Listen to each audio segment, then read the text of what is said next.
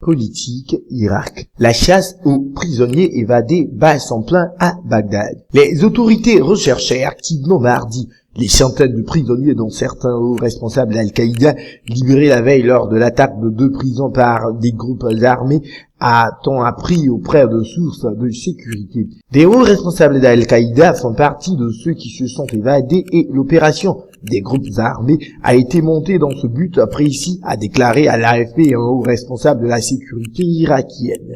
Selon nos premières informations, des émeutes ont d'abord éclaté dans les prisons, puis des détenus ont pris des armes aux gardes et ont donné le signal aux groupes armés qui attendaient à l'extérieur pour passer à l'attaque, a-t-il ajouté.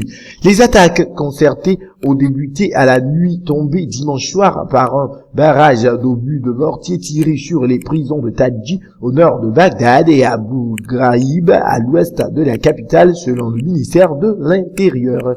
Les assaillants ont ensuite donné l'assaut aux prisons à l'aide de voitures piégées et de kamikazes portant des ceintures d'explosifs selon le ministère. La plupart des détenus qui se sont évadés d'Abu Ghraib sont des hauts responsables d'Al-Qaïda qui ont été condamnés à mort, a déclaré à l'AFP Hakim Al-Zamili, un membre de la commission de la sécurité et de la défense au Parlement.